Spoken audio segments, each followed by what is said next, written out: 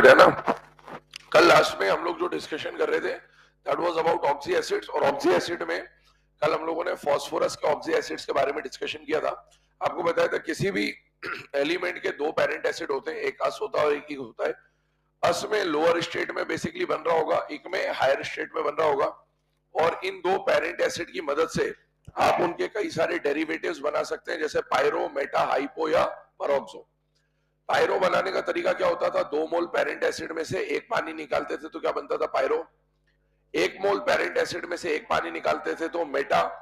अगर किसी parent acid का मेटा बनता था तो उस पेरेंट एसिड के नाम के साथ ऑर्थो लिखा जा सकता था, और या फिर उसको पहचानने का एक तरीका था कि पेरेंट एसिड के पास 3 या 3 से ज्यादा हाइड्रोजन हो। ठीक है, इसके अलावा हमने बात करी थी पेरोक्सो की। पेरोक्सो के लिए पेरेंट एसिड में सीधे सीधे एक ऑक्सीजन ज्वाइन कर देते हैं तो भी पेरोक्सो बन जाता है, या फिर अगर किसी ऑक्सी एसिड में OO का लिंकेज हो तो हम लोग क्या बोलेंगे, पेरोक्सो है। या फिर इसके अलावा अगर किसी एलिमेंट का ऑक्सीडेशन स्टेट अपने रेंज से ज्यादा है तो भी हम लोग क्या बोलते हैं, पेरोक्सो है। ठीक है, इसके अलावा एक लास्ट पॉइंट आया था हाइपो। हाइपो के लिए हम लोग क्या करते थे, एक ऑक्सीजन निकालते थे, लेकिन आपको बताया था कि अगर 1 मोल ऑक्सी एसिड में से ऑक्सीजन निकालने पर डॉटर या डेरिवेटिव नहीं बन पा रहा है तो फिर आप 2 मोल में से, मतलब डाई एसिड में से ऑक्सीजन निकालते थे, जो कि हमने हाइपोफॉस्फोरिक एसिड में पढ़ा था। सल्फर में बात करना, अच्छा फॉस्फोरस में एक और बात बोली थी, फॉस्फोरस का कोई भी ऑक्सी एसिड होगा तो हर फॉस्फोरस के साथ एक डबल बॉन्ड हो और एक OH आएगा ही आएगा। जितने हाइड्रोजन उतनी बेसिसिटी, 4 एक्सेप्शन थे वो याद होने चाहिए। दूसरी बात, अगर फास्फोरस का ऑक्सीडेशन स्टेट +4 से कम है, सॉरी +5 से कम है, तो फिर वहां पर P डबल बॉन्ड हो POH के साथ, या तो PP या फिर PH का बॉन्ड मिलता है। ठीक है, हम लोग सल्फर के ऊपर बात कर रहे थे, थायोसल्फ्यूरिक एसिड लास्ट क्लास में हमने कर लिया था। इसके अंदर सल्फर की जो 2 हाइब्रिडाइजेशन थी वो अलग अलग थी, एक sp3 था, एक sp2 था, उसके हिसाब से हमने इसको सॉल्व कर लिया था। अब आगे बढ़ते हैं अगले केस की तरफ। बेटा अगला जो केस आ रहा है वो आ रहा है सल्फ्यूरस एसिड। सल्फर का जो दूसरा पेरेंट एसिड हमें पढ़ना है दैट इज सल्फ्यूरस एसिड, और सल्फर ये हो गया था, बचा हुआ था, ये बचा हुआ था। सल्फ्यूरस एसिड की बात करें तो सल्फ्यूरस एसिड मतलब सल्फर का अस एसिड है। बेटा इसका फॉर्मूला पहले से याद होना चाहिए क्योंकि पेरेंट एसिड है, और फॉर्मूला होता है इसका H2SO3। अब अगर आप सल्फर की ऑक्सीडेशन स्टेट यहां पर निकालेंगे तो सल्फर की स्टेट क्या आ रही है बेटा, +4, जो कि सल्फर की लॉस वाली स्टेट होती है ना, +4।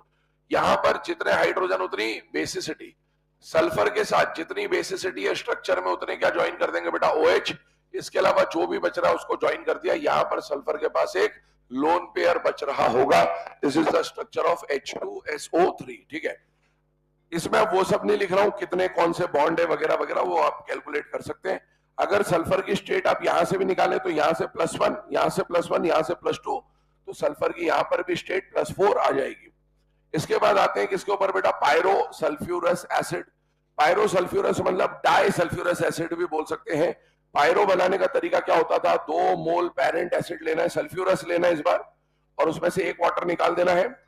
जैसे ही आप इसको एक वाटर को निकालोगे तो आपको मिलेगा H2S2O5। बेटा H2S2O5 की अगर हम बात करें तो यहां पर जितने हाइड्रोजन उतनी बेसिसिटी, और सल्फर की स्टेट अगर आप यहां निकालेंगे तो सल्फर की स्टेट कितनी आ रही, +4 स्टेट आ जा रही है। अब देखो स्ट्रक्चर कैसे बनाना है, क्या ये Z2O6 तक है या नहीं है बेटा, है, तो अप टू Z2O6 ZZ का बॉन्ड बना दिया, जितनी बेसिसिटी है उतने OH इक्वली डिस्ट्रीब्यूट कर दिए। अब बेटा ऑक्सीजन टोटल 5 है, हमने अभी तक 2 ऑक्सीजन लगाए हैं तो 3 ऑक्सीजन बच रहे हैं। अब 3 को अगर मैं सिमेट्री बांटने जाऊं तो बेटा बट नहीं पाएंगे, क्योंकि सिमेट्रिकल बांटने के लिए बीच में लगाना पड़ेगा, और बीच में लगाते ही SOS बॉन्ड बन जाएगा, जो कि बन नहीं सकता। तो मुझे इन दोनों सल्फर में से किसी एक सल्फर पे डबल बॉन्ड O ज्वाइन कराना पड़ेगा, और एक के पास क्या रह जाएगा, लोन पेयर।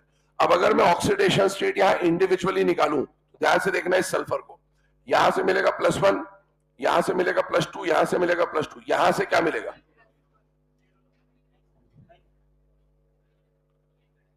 क्या इस बार EN सेम है, अलग है, सेम है इस बार। एक ही एग्जांपल है जहां EN अलग होता, वो यही है, वरना यहां पर आप निकालो तो sp3 है, यहां पर भी आप निकालो तो sp3 है, तो इस बार EN सेम है। तो ध्यान सुनना, इससे कुछ भी नहीं मिलेगा, और इसीलिए इसका स्टेट है +5 और इसका स्टेट है +3। इस बार ध्यान से देखिए, दोनों का इंडिविजुअल स्टेट भी अलग है, और जब दोनों का एवरेज निकालोगे तो एवरेज कितना आ जाएगा, +4। तो यहाँ पर individual state as well as average state अलग अलग देखने को मिलेगी, नंबर ऑफ एसएस लिंकेज कितना आ जाता है 1। नोट डाउन करिए इसे।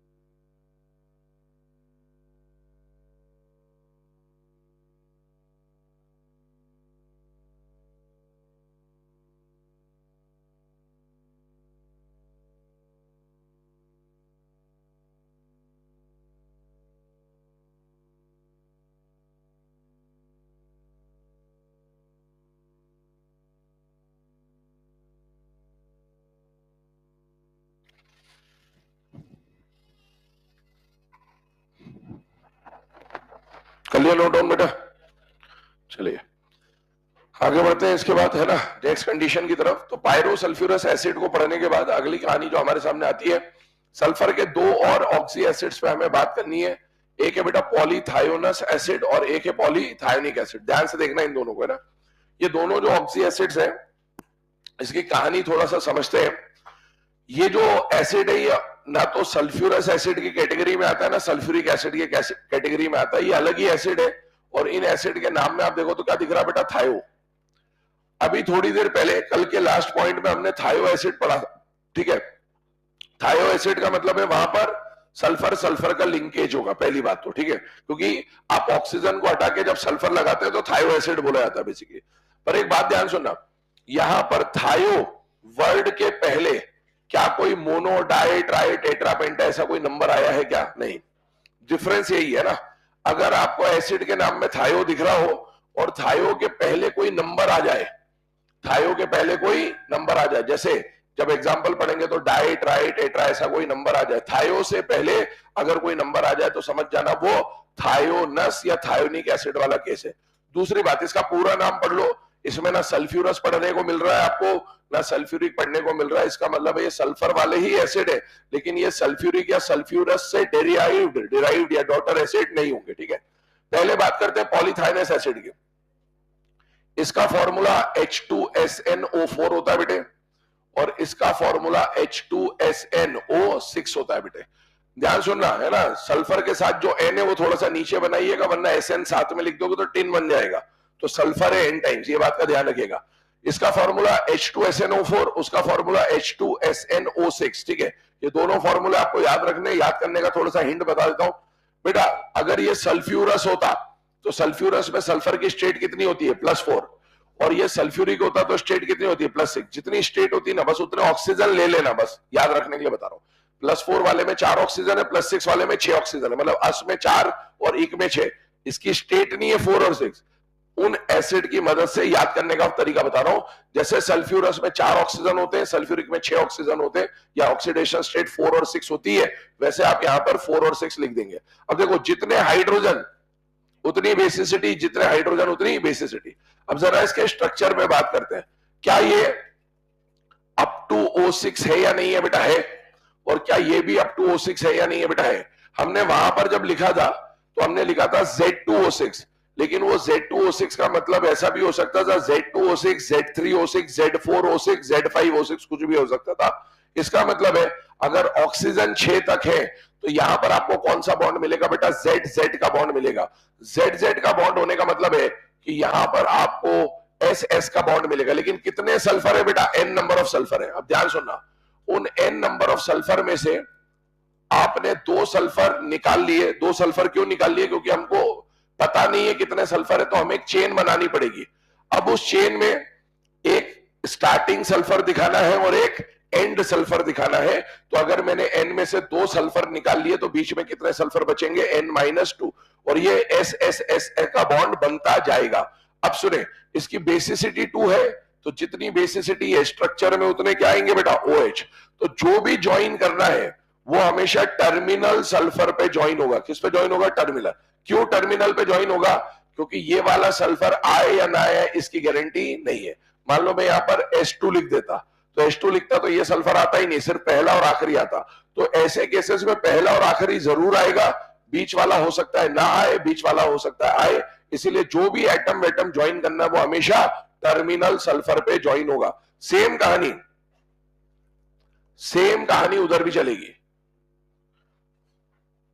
क्योंकि वहां पर भी आपको कितने सल्फर दिख रहे हैं बेटा, N सल्फर दिख रहे हैं, तो ये चेन तो बनेगी। अब देखो जो भी बचा हुआ है ना उसको टर्मिनल सल्फर पे ज्वाइन करो, मतलब बेसिसिटी कितनी है 2, तो एक OH इधर एक OH इधर, इसकी बेसिसिटी कितनी है 2, तो इसमें भी एक OH इधर और एक OH इधर ज्वाइन कर दिया। इसके अलावा कितने ऑक्सीजन थे, 4, यूज हुए 2, तो बचे हुए 2 ऑक्सीजन टर्मिनल पे ही ज्वाइन होंगे इक्वल से, और यहां पर 4 ऑक्सीजन बच रहे हैं बेटे, तो 1 2 3 और 4, ये स्ट्रक्चर आ गया बेटा इसका। अब यहां पर बताइए, पहला क्वेश्चन आपसे पूछेगा ये वाला, नंबर ऑफ SS लिंकेज। मुझे बताओ नंबर ऑफ SS लिंकेज का यहां फॉर्मूला हो जाता है बेटा N-1, यहां पर भी हो जाता है N-1। N-1 कैसे हुआ, ध्यान सुनना। अगर मान लो इसके N की वैल्यू 3 होती, कितनी होती, 3, तो हम बोल रहे हैं 3 - 1 दैट इज 2, है ना। अगर 3 सल्फर होते तो क्या 1S 2S 3S, क्या 3S आपको दिखते कि नहीं दिखते, दिखते। पर बताओ SS लिंकेज कितने बन रहे बेटा, 1 और 2, तो जितने N होंगे उससे एक कम SS लिंकेज मिलेगा दोनों जगहों पर। अगला पॉइंट, इसकी ऑक्सीडेशन स्टेट निकालना है। यहां पर देखकर बताइए, इस सल्फर की स्टेट बताइएगा बेटा। इस सल्फर को यहां से मिलेगा 1, यहां से मिलेगा 2, ये 0 होगा, क्योंकि ये सल्फर भी sp3 हाइब्रिड है और ये सल्फर भी sp3 हाइब्रिड है। तो इसका मतलब है यहां से इसको मिलेगा +3, यहां से मिलेगा इसको +3, और यहां इसका स्टेट कितना होगा, 0। इस सल्फर को यहां से मिलेगा +5, यहां से मिलेगा +5, और यहां से क्या मिल रहा होगा बेटा, 0। तो बीच वाले जितने भी सल्फर होंगे सबका स्टेट कितना हो जाएगा, 0। अब आगे इसके ऊपर एक एग्जाम्पल के थ्रू डिस्कशन करते हैं। मान लीजिए आपको दिया गया बेटा डायथायोनस एसिड। अच्छा एक बात बताओ, अगर मैं इसका टोटल स्टेट निकालूं, क्या निकालूं, 4 ऑक्सीजन पे कितना आएगा, -8, 2 हाइड्रोजन का करते ही -6 इक्वल के उधर जाके +6। तो आपको अगर इसकी एवरेज ऑक्सीडेशन स्टेट निकालनी होगी सल्फर की, तो वो हो जाएगा +6/N, +6/N, क्योंकि सल्फर N नंबर है, तो सल्फर की स्टेट अगर X मानी तो NX बराबर 6 आ रहा है, तो X का स्टेट कितना आ जाएगा, 6। या फिर यहां से देख लो, टोटल सल्फर को जब भी करोगे तो 6 आएगा, और कितने सल्फर होंगे, N नंबर ऑफ सल्फर होंगे। यहां पर अगर एवरेज ऑक्सीडेशन स्टेट निकालने जाओगे तो एवरेज ऑक्सीडेशन स्टेट का फॉर्मूला हो जाएगा +10/N। आइए अब इसका फॉर्मूला देखते हैं। पहला केस आपको मिला डायथायोनस एसिड। डायथायोनस एसिड मतलब यहां पर सल्फर की वैल्यू कितनी दे दी है, 2, तो H2S2O4। यहां पर क्या बोल रखा है बेटा, टेट्राथायोनिक एसिड। टेट्राथायोनिक एसिड मतलब 4 सल्फर ले लिया आपने, H2S4O6। यहां पर अगर आप इस सल्फर की स्टेट निकालेंगे बेटा, तो सल्फर की स्टेट +3 आ रही है, और यहां पर आप सल्फर की स्टेट निकालेंगे तो +2.5 आएगी। अब देखो इसका स्ट्रक्चर बनाते हैं। पहले SS लिंकेज बना दिया, क्योंकि 2 ही सल्फर है, बेसिसिटी 2 है, तो एक OH इधर एक OH इधर, और जो भी ज्वाइन होगा वो टर्मिनल सल्फर पे ही ज्वाइन होगा। तो बेटा इस सल्फर की स्टेट आ जाती है +3, इसकी भी आ जाती है +3, और टोटल स्टेट जो एवरेज है वो भी +3 आएगा। आपसे पूछा जाएगा नंबर ऑफ SS लिंकेज, तो बेटा number of SS linkage will be N-1 that is equal to 1। Tetrathionic acid, कितने सल्फर की चेन बनेगी, 4, तो 4 सल्फर की चेन बना दी, लेकिन जो भी जुड़ेगा वो किस पे जुड़ेगा, टर्मिनल सल्फर पे। ये बात का ध्यान रखना। तो बेसिसिटी 2 है, तो एक OH इधर एक OH इधर, और बचे हुए जो 4 ऑक्सीजन है, ऐसा मत करना कि चारों पे एक एक जोड़ दो, जो भी जुड़ेगा वो टर्मिनल पे ही जुड़ेगा। इस बात का विशेष ध्यान रखें। यहां पर ये स्ट्रक्चर बन के आएगा, इसका हो जाएगा +5, 0 0 +5 स्टेट है। टोटल अगर मैं निकालू तो average oxidation state will be 5 + 0 + 0 + 5 upon 4 oxygen है, मतलब 4 सल्फर है यहां पर, तो 10/4 that will be equal to 2.5 plus में। Number of sulphur sulphur linkage अगर इसमें पूछता है तो आंसर विल बी 3 n-1 के हिसाब से।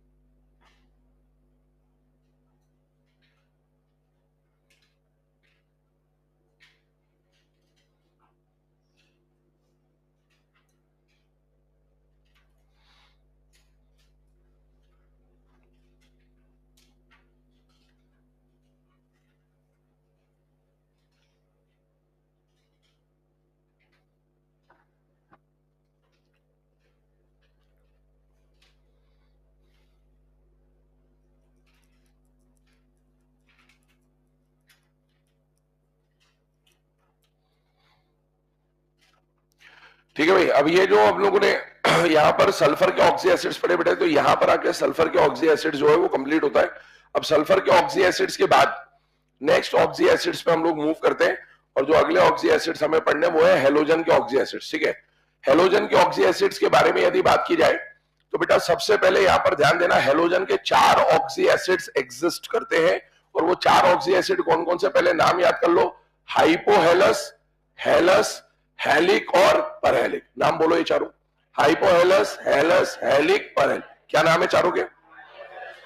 4 ऑक्सी एसिड एग्जिस्ट करते हैं हेलोजन के, हाइपोहेलस, हेलस, हेलिक, परहेलिक। सबसे पहले हाइपोहेलस का फॉर्मूला है HOX। ठीक है, अब आप इसको HOX लिख दो, XOH लिख दो, XHO लिख दो, OHX लिख दो, लिखने को कैसे भी लिख सकते हो। HOX इसका फॉर्मूला है। जैसे जैसे आगे बढ़ोगे ऑक्सीजन की क्वांटिटी को एक एक से बढ़ाते जाना है। जैसे यहां पर 1 ऑक्सीजन है, यहां पर 2 ऑक्सीजन है, यहां पर 3 ऑक्सीजन है, यहां पर 4 ऑक्सीजन है। तो hypohalous, हेलस, हेलिक, परहेलिक, HXO, HXO2, HXO3, HXO4, ये इनके फॉर्मूले हैं। ठीक है, अब अगर आप यहां पर ऑक्सीडेशन स्टेट निकालने जाएं तो बेटा एक बात बताओ, सेंट्रल एटम तो हेलोजन होगा, यहां पर आप जब हेलोजन की ऑक्सीडेशन स्टेट निकालेंगे तो +1 आएगा, यहां पर आप स्टेट निकालेंगे +3 आएगा, यहां पर स्टेट +5 आएगा, और यहां पर स्टेट +7 आएगा। क्या हेलोजन की रेंज जो होती है ग्रुप 17 की वो +7 से -1 होती है कि नहीं होती? होती है। मतलब ये सब अपनी रेंज में ही है। दूसरी बात, अगला पॉइंट यहां पर ध्यान से दिखेगा, मैंने बोला था किसी भी एलिमेंट के कितने पेरेंट एसिड होते हैं? 2 पेरेंट एसिड कौन कौन से होते हैं? अस और इक, है ना। अब देखो अस और इक की बात की जाए तो इसके अंदर ये वाला जो ऑक्सी एसिड है ये है अस और ये है इक। याद करो हमने ये बोला था इक acid generally highest oxidation state में बनता है। जैसे फास्फोरस में +5 में इक बोला था, सल्फर में +6 में इक बोला था, लेकिन उस हिसाब से अगर हेलोजन में जाते हैं तो हेलोजन का हाईएस्ट स्टेट क्या होता है? +7। तो इसका नॉर्मली ये पर एक है, पर नहीं, नॉर्मल जो इक एसिड होना चाहिए था, हेलिक एसिड होना चाहिए था, वो इसको होना चाहिए था, लेकिन यहां पर कहानी गड़बड़ है। एक्चुअल में हेलोजन की कहानी ठीक फॉस्फोरस के जैसी चलती है। किसके जैसी चलती है? फॉस्फोरस। फॉस्फोरस में याद करो +5 में इक, +3 में अस और +1 में हाइपो अस।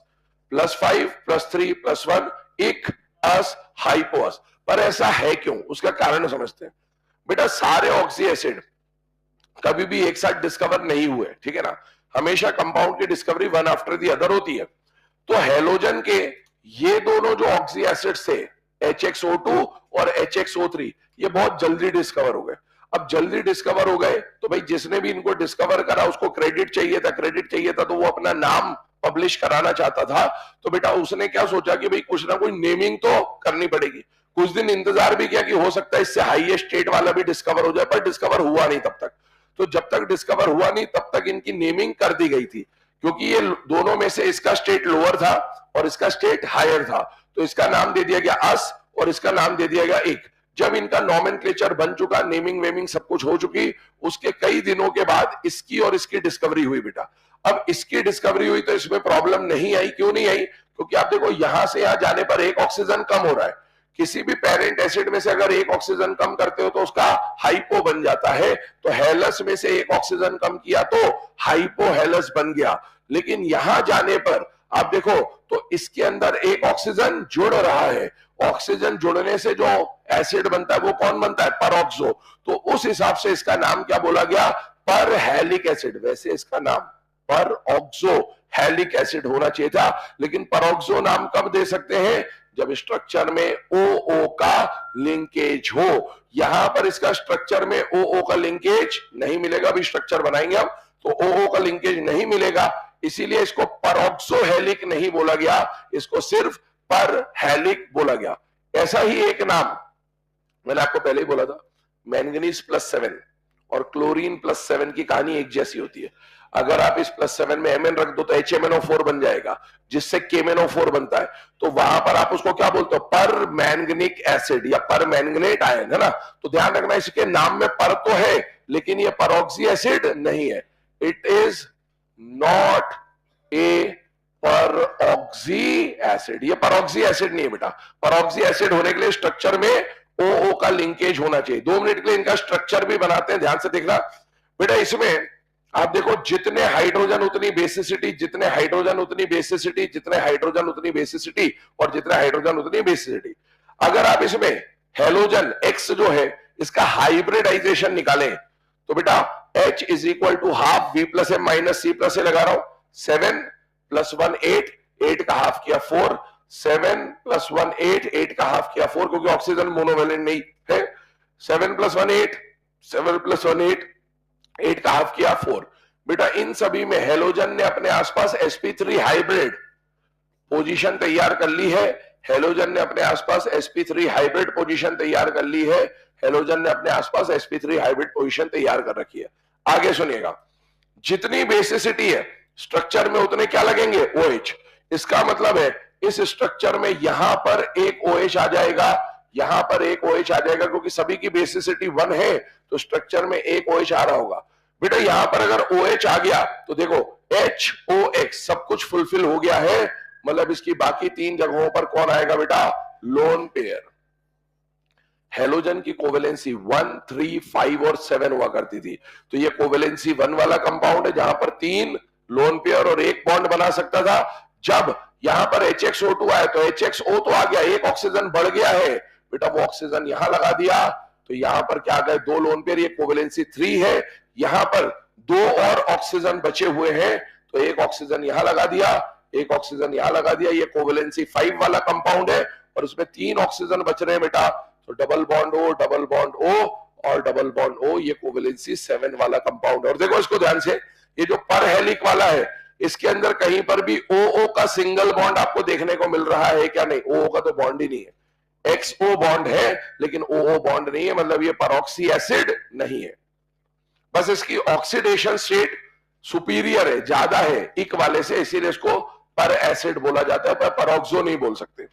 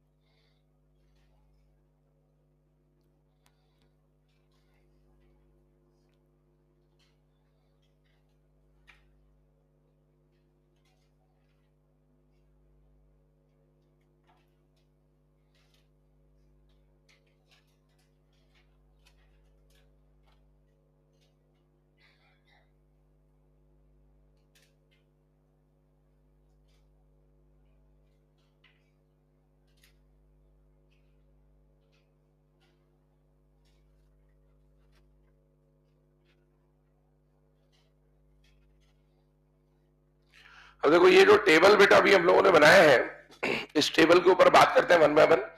सबसे पहला जो HOX टाइप का ऑक्सी एसिड होगा उसको क्या बोला गया बेटा? हाइपोहेलस। अब आप देखो हाइपोहेलस अगर हम इंडिविजुअली पढ़े तो फ्लोरीन, क्लोरीन, ब्रोमीन, आयोडीन सभी का हाइपोहेलस बन रहा है। अगर HOF के नाम की बात करें तो क्या नाम लिखा जाएगा इसका? Hypofluorous acid. HOCl के नाम की बात करें हाइपोक्लोरस एसिड।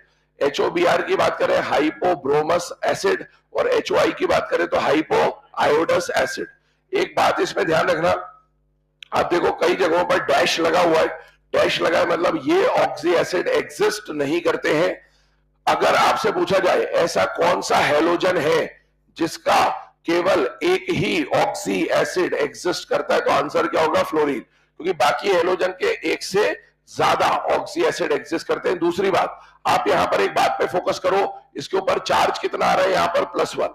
इसको देखो, फ्लोरीन के ऊपर कभी भी +1 नहीं आ सकता। फ्लोरीन के ऊपर हमेशा क्या आएगा बेटा? -1, क्योंकि fluorine is the most electronegative element. तो ध्यान रखना, ये +1 बाकी सबके लिए, फ्लोरीन के ऊपर +1 नहीं आ सकता। फ्लोरीन के ऊपर क्या आ रहा होगा? -1। बाकी जितने भी हेलोजन यहां पर है इन सब पे +1 या +3 या +5 या +7 आ रहा होगा। अब पहला सवाल ये उठता है कि फ्लोरीन ने HOF तो बना लिया, बाकी ऑक्सी एसिड क्यों नहीं बनाए? बेटा एक बात बताओ, बाकी ऑक्सी एसिड के लिए स्ट्रक्चर पे जरा फोकस करना। ये ऑक्सी एसिड बनाने के लिए कोवेलेंसी क्या होनी चाहिए? 1। इसके लिए कोवेलेंसी कितनी होनी चाहिए? 3, 5 और 7। एक बात बताओ, फ्लोरीन क्या 3, 5 या 7 बॉन्ड बना सकता है क्या? नहीं, फ्लोरीन एक ही बॉन्ड बना सकता है और इसीलिए फ्लोरीन यही ऑक्सी एसिड बना पाएगा। फ्लोरीन के लिए 3, 5 या 7 बॉन्ड बना पाना पॉसिबल नहीं है, क्योंकि वो अपनी कोवेलेंसी को एक्सपांड नहीं कर सकता। तो फ्लोरीन का तो एक ही बॉन्ड बना। अब अगली बात आती है कि ब्रोमीन और आयोडीन ने ये दो ऑक्सी एसिड क्यों नहीं बनाए, उसके ऊपर बात करेंगे, बट उससे पहले नेमिंग पे बात कर लेते हैं। हेलस एसिड के हिसाब से इसका नाम क्या हो जाएगा बेटा? Chlorous acid. हेलिक के हिसाब से chloric acid, bromic acid, iodic acid. Perhalic के हिसाब से perchloric acid, perbromic acid और पर आयोडिक एसिड। ध्यान से सुनना, इसका नाम क्या है बेटा? पर आयोडिक एसिड। कई बार ये साथ में लिखा हुआ आ गया तो आपको पढ़ने में क्या आएगा बेटा? Periodic acid. तो ध्यान रखना, अगर कभी एग्जाम में पीरियोडिक एसिड पढ़ने में आ जाए, समझ जाना वो पीरियोडिक एसिड कौन सा एसिड है? पर आयोडिक। पीरियोडिक एसिड नाम की कोई चीज नहीं है। तो पीरियोडिक टेबल पढ़ते हो लेकिन पीरियोडिक एसिड नहीं पढ़ते हो, तो पढ़ने में पीरियोडिक अगर आ जाए तो समझ जाना वो किसके बारे में बात कर रहा है? पर आयोडिक एसिड के बारे में। दूसरी बात ध्यान सुनना, ये जो HOF है, इस HOF को फ्लोरिक 1 एसिड का नाम भी NCERT ने दे रखा। देखो इधर, हेलिक एसिड, फ्लोरिक एसिड मतलब ये एसिड होना चाहिए था, पर फ्लोरीन का फ्लोरिक एसिड बनता नहीं है। फ्लोरिक एसिड में इसकी स्टेट कितनी होनी चाहिए थी? +5। लेकिन इसी को NCERT में नाम दे रखा है कि हाइपोफ्लोरस एसिड को ही क्या बोला जा सकता है बेटा? Fluoric 1 acid. तो कभी नाम आ जाए फ्लोरिक 1 एसिड तो समझ जाना कि वो HOF के बारे में बात कर रहा है। अब देखो, ये जो ब्रोमीन और आयोडीन का ऑक्सी एसिड एग्जिस्ट नहीं कर रहा है, इसकी बात समझते हैं कि क्यों ये एग्जिस्ट नहीं कर रहा है। बेटा एक बात बताओ, यहां पर हेलोजन का ऑक्सीडेशन स्टेट कितना है? +1। यहां पर स्टेट कितना है? +3। यहां पर स्टेट कितना है? +5। और यहां पर स्टेट कितना है? +7। ध्यान सुनना, इसके अंदर कोई पाई बॉन्ड है या नहीं है? नहीं है, एक ही बॉन्ड है और वो बॉन्ड कौन सा होगा? सिग्मा। यहां पर पाई बॉन्ड है, यहां पर पाई बॉन्ड है, यहां पर पाई बॉन्ड है। अब ध्यान सुनना, सिग्मा बॉन्ड बन जाए तो सिग्मा में तो कभी दिक्कत नहीं, सिग्मा में शेल नंबर कुछ भी हो, sigma bond is always stronger than pi bond, ठीक। लेकिन यहां पर आने पर पहली बार पाई बॉन्ड का फॉर्मेशन हुआ। बेटा अगर मैं यहां पर क्लोरीन लेता हूं तो बेटा सिग्मा को तो देखना नहीं, पाई को देखो। ये जो ब्लैक वाला बॉन्ड है, इस पाई बॉन्ड पे फोकस करना। बेटा क्लोरीन और ऑक्सीजन होता तो ये पाई बॉन्ड का शेल नंबर क्या होता? 3-2। 2-2 और 2-3 वाला पाई बॉन्ड बैक बॉन्डिंग में भी बड़ा स्टेबलाइज हो सकता है। तो क्लोरीन और ऑक्सीजन का ये बॉन्ड 3-2 या 2-3 होगा, इसीलिए बन जाएगा। लेकिन अगर यहां ब्रोमीन लाए तो क्या ये बॉन्ड 4-2 हो जाएगा? यस। और अगर आयोडीन लाए तो क्या ये बॉन्ड 5-2 हो जाएगा? यस। अगर ब्रोमीन लाए तो बेटा वो जो पाई बॉन्ड बनेगा वो 4-2 के बीच में बनेगा, और अगर आयोडीन लाए तो वो पाई बॉन्ड 5-2 के बीच में बनेगा, जो कि पाई बॉन्ड उतना ज्यादा स्टेबल नहीं होता। इसीलिए यहां पर ब्रोमीन या आयोडीन आने पर यह पाई बॉन्ड बन नहीं पाएगा क्योंकि उसकी स्टेबिलिटी बहुत कम है। ठीक है सर, ये बात तो मान ली, लेकिन अगर वो वाला पाई बॉन्ड नहीं बना तो फिर सर ये वाले तो बन रहे हैं, मतलब इसका मतलब है ये वाले पाई बॉन्ड तो बन रहे होंगे। तो बात तो वही है, शेल नंबर तो अभी भी वही रहेगा। तो पाई बॉन्ड कैसे बन गया? बात है बेटा इसके ऊपर चार्ज की। भले ब्रोमीन का शेल नंबर वही है, भले आयोडीन का शेल नंबर वही है, लेकिन इस बार चार्ज +5 या +7 है। बेटा जितना ज्यादा पॉजिटिव चार्ज आएगा साइज उतना डिक्रीज होता जाएगा। डिक्रीज तो +3 में भी हुआ था, लेकिन उतना नहीं हो पाया जितना +5 और +7 में होगा। और +5 और +7 में साइज इतना डिक्रीज होगा बेटा कि इसकी इंटर न्यूक्लियर डिस्टेंस जो है वो काफी कम हो जाती है, जिस वजह से पाई बॉन्ड को क्या मिल जाती है बेटा? स्टेबिलिटी। और इसलिए ये वाले पाई बॉन्ड 5 और 7 वाले पाई बॉन्ड तो एग्जिस्ट कर जाएंगे, लेकिन वो जो +3 वाला पाई बॉन्ड है वो एग्जिस्ट नहीं कर पाएगा, और इसलिए ये दोनों कंपाउंड एग्जिस्ट नहीं करते हैं। ठीक है, तो ये ओवरऑल हम लोगों ने डिस्कशन कर लिया कि कौन सा कंपाउंड क्यों एग्जिस्ट नहीं कर रहा है, उसकी कहानी आपको बता दी। अब एक पॉइंट और सुने, ये जितने भी केसेस अभी आपने पढ़े इन्हीं के ऑक्सी एनायन बना रहा हूं। ठीक है, oxy anion in the sense us acid का आयन आइट बनता है, अस एसिड का आयन आइट बनता है, इक एसिड का आयन 8 बनता है और इक एसिड का आयन 8 बनता है। ध्यान सुनना, हाइपोहेलस एसिड का एनायन अगर बनाए, है ना, यहां पर मैं स्ट्रक्चर्स ऑफ ऑक्सी एनायन बनवा रहा हूं, क्योंकि ऑक्सी एनायन हमारे सिलेबस का बहुत इंपॉर्टेंट पार्ट है। हालांकि इसमें से एक दो को हम पर क्लोरेट को बहुत बार यूज भी कर चुके हैं, बट फिर भी यहां देख लेते हैं। सबसे पहला नाम हाइपोहेलाइट आयन।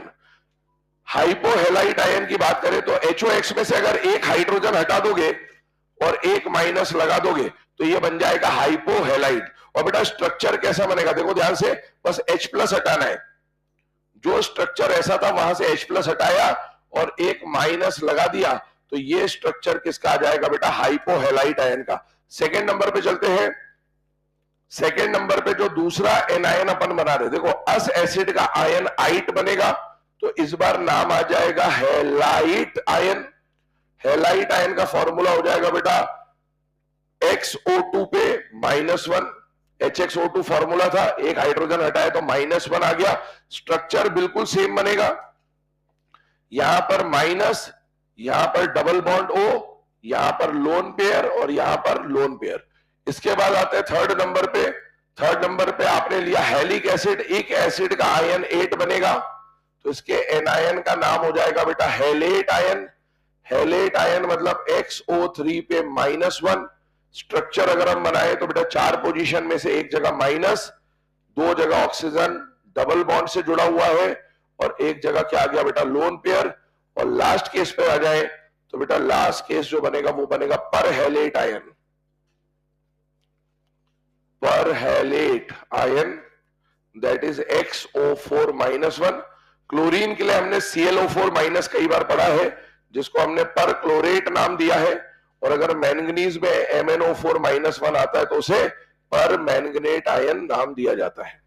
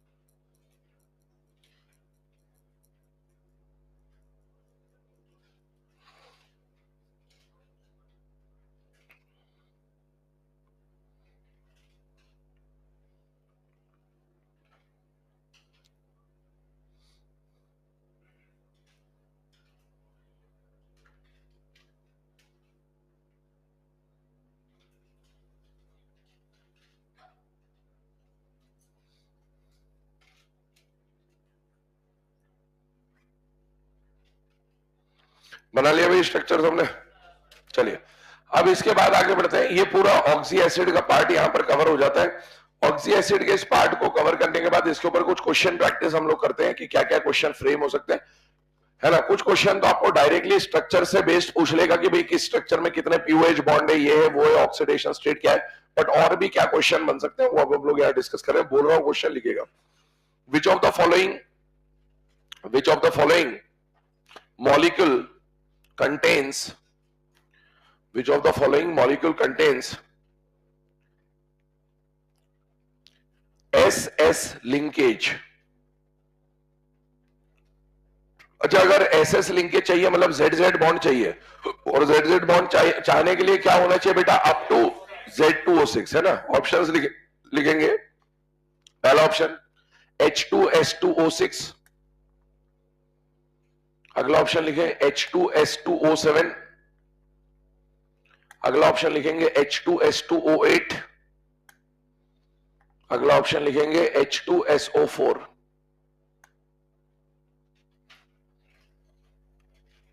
Correct answer first. अगला क्वेश्चन लिखें, which of the following oxy acid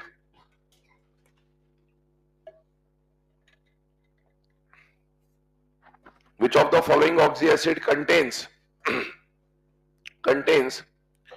POP linkage, contains POP linkage। Options लिखें। पहला ऑप्शन H4P2O5, अगला लिखें H4P2O6, अगला लिखें H4P2O7, अगला लिखें H4P2O8। करेक्ट आंसर दो ऑप्शन है इसके, फर्स्ट एंड थर्ड। याद रखना H4P2O5 एक्सेप्शनल केस था, उसमें PP बॉन्ड ना होके POP बॉन्ड होता था, ठीक है, ध्यान रखिएगा। तो H4P2O5 और H4P2O7 दोनों में POP लिंकेज आपको देखने को मिलेगा। अगला क्वेश्चन लिखें, which of the following is not a peroxy compound? Which of the following is not a peroxy compound? पहला ऑप्शन लिखें CrO5, अगला लिखें कैरोज acid,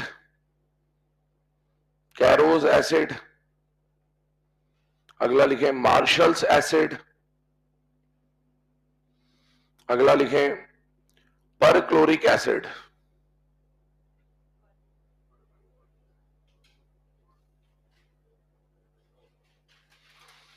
correct answer will be fourth, है ना। परक्लोरिक एसिड में परऑक्सी लिंकेज नहीं होता है। CrO5 बटरफ्लाई स्ट्रक्चर है, उसमें परऑक्सी लिंकेज होता है। कैरोज और मार्शल कल हमने पढ़ी थी, उसमें परऑक्सी होता है, ठीक है। चलिए ना, अब ये जो पॉइंट अभी हम लोगों ने डिस्कशन किए, इसके बाद एक क्वेश्चन और लिखे, which of the following oxy acid contains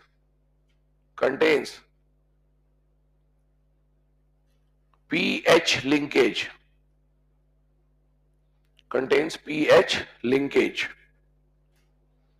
पहला ऑप्शन लिखें H4P2O7, अगला लिखें H3PO4, अगला लिखें H4P2O5, अगला लिखें none of these।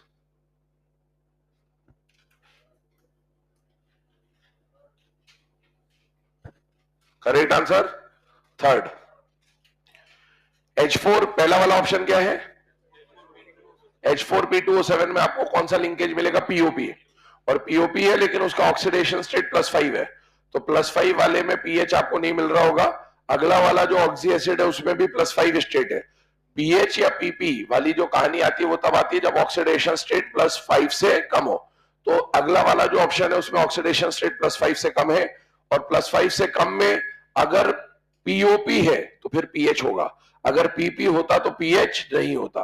आप स्ट्रक्चर भी इनके बना के देख सकते हैं, स्ट्रक्चर बना के चेक करोगे तो वहां भी आपको मिल जाएगा कि जो थर्ड वाला ऑप्शन है वहां पर पीएच लिंकेज आपको देखने को मिल जाएगा। ठीक है, अब आगे बढ़ते हैं। इसके बाद एक और क्वेश्चन पे बात करते हैं। क्वेश्चन बोल रहा हूं, लिखिएगा, determine the correct order of oxidising nature,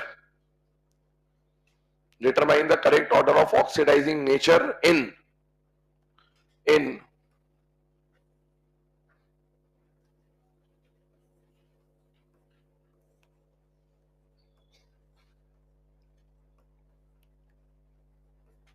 ठीक है, ये 4 ऑक्सी एनायंस बेटा आपको दिए गए हैं, ClO minus, ClO2 minus, ClO3 minus और ClO4 माइनस, और बोला गया है इसमें आपको क्या चेक करना है बेटा, ऑक्सीडाइजिंग नेचर। सबसे पहली बात, ऑक्सीडाइजिंग नेचर का मतलब क्या हुआ कि ये सामने वाले को फेंक के क्या मारेगा, ऑक्सीजन, और सामने वाले को अगर ऑक्सीजन फेंक के मारना है तो इसीलिए ऑक्सीजन जल्दी निकलना चाहिए। जो जल्दी ऑक्सीजन रिलीज करेगा वो उतना बढ़िया तरीके से ऑक्सीजन देगा।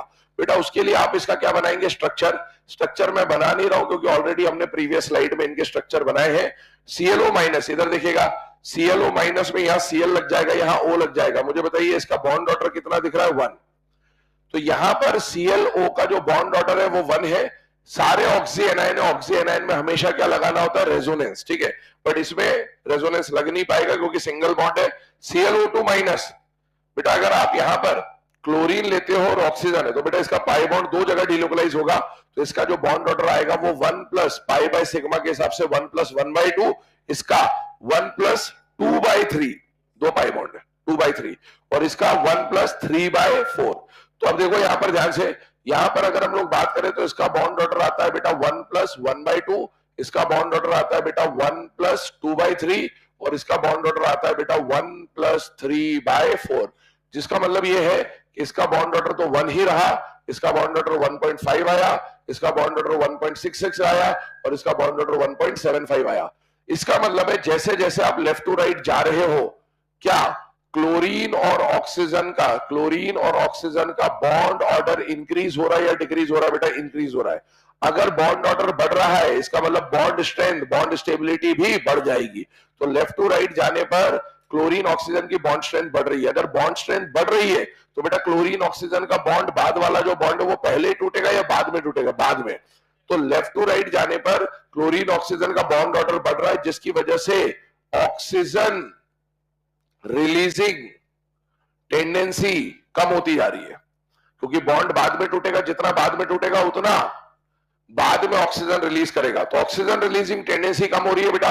और जो जल्दी ऑक्सीजन देगा वो बढ़िया ऑक्सीडाइजिंग एजेंट होगा, और जो बाद में ऑक्सीजन देगा वो पुअर ऑक्सीडाइजिंग एजेंट होगा। तो ध्यान रखना, इन चारों में से सबसे बेहतरीन ऑक्सीडाइजिंग नेचर अगर कोई दिखाता है तो वो ClO माइनस है, उससे कम ऑक्सीडाइजिंग नेचर ClO2 माइनस, उससे कम ClO3 माइनस, और जो इनमें से वीकेस्ट ऑक्सीडाइजिंग एजेंट है वो कौन होगा बेटा, ClO4 माइनस।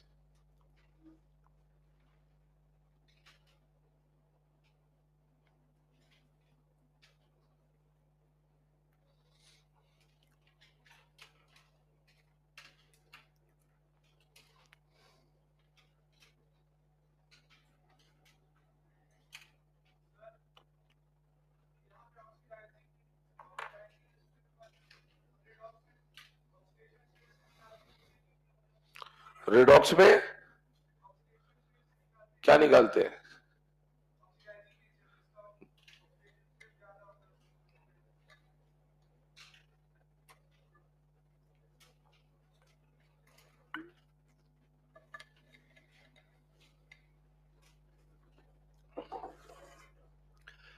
आप ऑक्सीडेशन स्टेट देखकर सिर्फ इतना बता सकते हो कि ऑक्सीडाइजिंग एजेंट की तरह काम कर सकता है कि नहीं कर सकता है।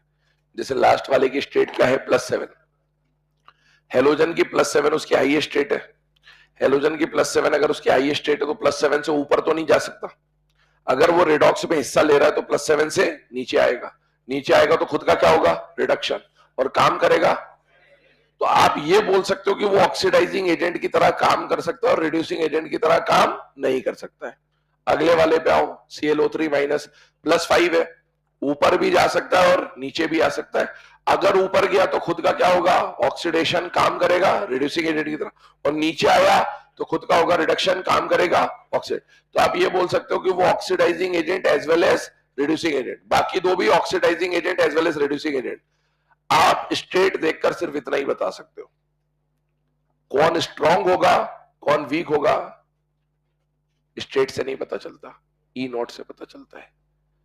ई नॉट इसके दिए नहीं आपको, तो आपको हमेशा इस बात का ध्यान रखना है कि अगर ऑक्सीजन वाले कंपाउंड है तो जो जल्दी ऑक्सीजन देगा वो बढ़िया ऑक्सीडाइजिंग एजेंट, और हाइड्रोजन वाले कंपाउंड आए तो जो जल्दी हाइड्रोजन देगा वो बढ़िया रिड्यूसिंग एजेंट। ये बात हमने पीरियोडिक टेबल में भी पढ़ी थी, HF, HCl, HBr, HI, सबसे पहले कौन H देता था, HI, जो जल्दी हाइड्रोजन देता था वो बढ़िया रिड्यूसिंग एजेंट या अच्छा रिड्यूसिंग नेचर होता था उसका, इस तरह की बात लिखी थी। स्टेट देखकर कभी भी नहीं बता पाओगे कि कौन स्ट्रांग है कौन वीक है, ये बात हमेशा ध्यान रखना। स्टेट सिर्फ ये पता लगाने के काम आती है कि ऑक्सीडाइजिंग एजेंट की तरह काम कर भी सकता है या नहीं कर सकता है, ये ध्यान रखना, ठीक है। अदरवाइज सिर्फ स्टेट से ही होता तो फिर ECS VCS की जरूरत ही क्या पड़ती, ठीक है, स्टेट से नहीं होता बेटा। आगे सुनिए, यहां पर ये जो कहानी अभी हम लोगों ने डिस्कस करी बेटा, यहां पर हमने देखा कि कौन बढ़िया ऑक्सीडाइजिंग एजेंट होगा या नहीं होगा। तो आपको देखना है सब में ऑक्सीजन है, अगर ऑक्सीजन वाला कंपाउंड है तो जो जितनी जल्दी ऑक्सीजन फेंक के मारेगा वो उतना बढ़िया ऑक्सीडाइजिंग एजेंट होता है। अब आगे बढ़ते हैं, इसके आगे की कहानी समझते हैं। देखो ऑक्सी एसिड में जो भी पढ़ना था वो कंप्लीट होता है। नेक्स्ट टॉपिक डालेंगे हाइड्रोलाइसिस, लिखना स्टार्ट करें।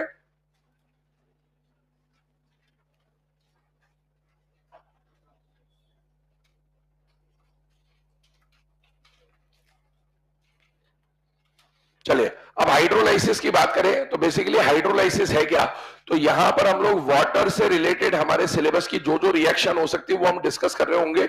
हालांकि सिलेबस में अभी इसका कोई ज्यादा इंपॉर्टेंस है नहीं, लेकिन ये कुछ ऐसी रिएक्शंस पे हम लोग बात कर रहे होंगे पी ब्लॉक की, खासकर ध्यान सुनना, पी ब्लॉक की आपको ऐसी रिएक्शन जरूर करवाऊंगा जो रिडॉक्स रिएक्शन में है। रिडॉक्स रिएक्शन नाम का चैप्टर है सिलेबस में, वहां बहुत सारी रिएक्शन दी हुई है। वो रिएक्शन ऐसी है कि वो पूछेगा तो रिडॉक्स से क्वेश्चन बन जाएगा पी ब्लॉक का, या पूछेगा पी ब्लॉक से लगेगा क्वेश्चन रिडॉक्स का, इसलिए उनको करना जरूरी है। तो उनमें से एक रिएक्शन के ऊपर हम लोग बात कर लेते हैं, और वो रिएक्शन क्या है, हाइड्रोलाइसिस, क्योंकि ये ऑक्साइड या हाइड्रोक्साइड का क्वेश्चन भी बनाया जा सकता है। एक बात समझना, हाइड्रोलाइसिस मतलब वाटर से रिएक्शन। अब हाइड्रोलाइसिस की पहले आपको मैं कहानी समझा देता हूं क्या होता है, फिर उसके स्टेटमेंट लिखाऊंगा, सुनिएगा। मान लीजिए आपको एक कंपाउंड दिया गया, शॉर्ट एंड स्वीट में निपटाएंगे इसको, है ना। मान लीजिए आपको एक कंपाउंड दिया गया BCl3, तो मुझे बताइए BCl3 जो है, एक बात याद करो, अगर आप जब हीटिंग इफेक्ट हम लोगों ने पढ़ा था तो हीटिंग इफेक्ट में जब हमने क्लोराइड्स की बात करी थी, हीटिंग ऑफ मेटल क्लोराइड्स, वहां पर एक बात आया था कि एनहाइड्रस वाले जो थे, मतलब हायर ऑक्सीडेशन स्टेट वाले क्लोराइड को हीट करने पर लोअर स्टेट में कन्वर्ट हुआ था, PCl5 को गर्म किया था, PCl3 + Cl2 बना था। उसी में एक और बात आई थी हाइड्रेटेड क्लोराइड के बारे में। हाइड्रेटेड क्लोराइड में आपको बताया गया था कि कुछ कोवेलेंट होते हैं और कुछ आयनिक होते हैं। आयनिक वाले क्लोराइड को जब आपने हीट किया था तो उसमें डिहाइड्रेशन हुआ था, और जो कोवेलेंट वाले क्लोराइड थे उनको हीट करने पर उनका हाइड्रोलाइसिस हुआ था। तो बेसिकली हाइड्रोलाइसिस दिखाने की टेंडेंसी आयनिक कंपाउंड की होती है या कोवेलेंट कंपाउंड की होती है, कोवेलेंट कंपाउंड की होती है। BCl3 एक तरह का कोवेलेंट कंपाउंड है, नॉन मेटल का बॉन्ड कैसा होगा, कोवेलेंट। अब सुनना, हाइड्रोलाइसिस में होता क्या है, बेसिकली ये BCl3 आपने लिया, वाटर जो है, क्या वाटर एक लुईस बेस की तरह काम कर सकता है या नहीं कर सकता, कर सकता है। और क्या BCl3 के पास एक डब्बा खाली होगा कि नहीं होगा, होगा। अब जब इसके पास डब्बा खाली है तो ये क्या करेगा, ये अपना लोन पेयर इसके साथ कंबाइन करके, देखो एक बात समझना, हाइड्रोलाइसिस दो तरह से हो सकता है, SN1 मैकेनिज्म और SN2 मैकेनिज्म। हमें SN2 मैकेनिज्म से समझना है, किससे समझना है, SN2 में पहले अटैक होता है या लिविंग ग्रुप निकल जाता है, बेटा पहले अटैक होगा, तो पहले अटैक कराना है, ठीक है। अब आपने जब ये अटैक करा तो अटैक के लिए इसके पास डब्बा खाली होना चाहिए, because it will be a type of Lewis acid, Lewis base type of reaction, ठीक है। जब इसका डब्बा खाली था तो इसने अटैक किया, अटैक करके ये बॉन्ड बना लिया। लेकिन क्लोरीन जो है एक बेटर लिविंग ग्रुप है, तो यहां पर ये क्लोरीन इस हाइड्रोजन को लेकर बाहर निकल जाएगा। जैसे ये बाहर निकलेगा तो यहां पर आपको क्या मिलेगा बेटा, यहां क्लोरीन है, यहां क्लोरीन है, और इस क्लोरीन के बदले कौन सा ग्रुप जुड़ जाएगा बेटा, OH। फिर से जैसे ये बना तो बोरॉन के पास वापस से डब्बा क्या हो गया, खाली। जैसे ही बोरॉन के पास डब्बा खाली हुआ, फिर से एक H2O इसके ऊपर आके क्या कर देगा बेटा, अटैक कर देगा। जैसे ही अटैक करेगा थोड़ी देर के बाद ये HCl बाहर निकल जाएगा, और ये HCl बाहर निकलते ही यहां पर वैलेंसी सेटिस्फाई करने के लिए कौन जुड़ जाएगा, OH। यहां पर भी OH, और यहां पर कौन है बेटा, Cl आते ही या OH जुड़ते ही एक और डब्बा खाली, यहां पर फिर से H2O जो है वो अटैक करेगा और ये HCl बाहर निकल जाएगा। और फाइनली जो हमें प्रोडक्ट देखने को मिलेगा वो प्रोडक्ट क्या मिलेगा, BOH थ्राइस। अब हमारे पास इतना समय नहीं है कि हम एग्जाम में इस तरह से हाइड्रोलाइसिस को सॉल्व करेंगे SN2 से, तो हम लोग तो डायरेक्टली रिएक्शन लिखेंगे, लेकिन ये पूरा मैकेनिज्म होता है कि किस तरह से SN2 से हाइड्रोलाइसिस हो रहा होगा।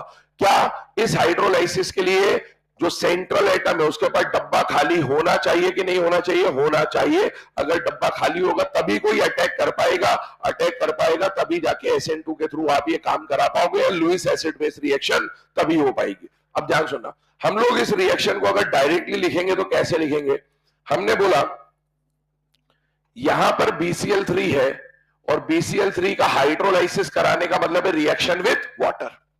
मुझे बताओ यहां पर बोरॉन के ऊपर +3 और Cl के ऊपर -1 चार्ज होगा या नहीं होगा बेटा, होगा।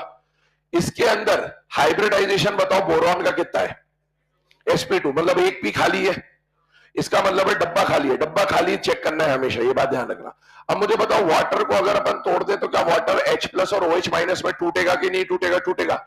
इसका एनायन इसके केटायन पे और इसका केटायन इसके एनायन पे, पर ध्यान रखना OH तभी अटैक करेगा जब डब्बा खाली होगा, डब्बा खाली नहीं होगा तो फिर हाइड्रोलाइसिस नहीं होगा। अब सुने, जब ये अटैक होगा तो बताओ बोरॉन पे किसने अटैक करा, OH ने। तो बोरॉन पे जब OH अटैक करेगा तो बोरॉन का क्या बनेगा, हाइड्राइड बनेगा कि ऑक्साइड बनेगा कि हाइड्रोक्साइड बनेगा, हाइड्रोक्साइड।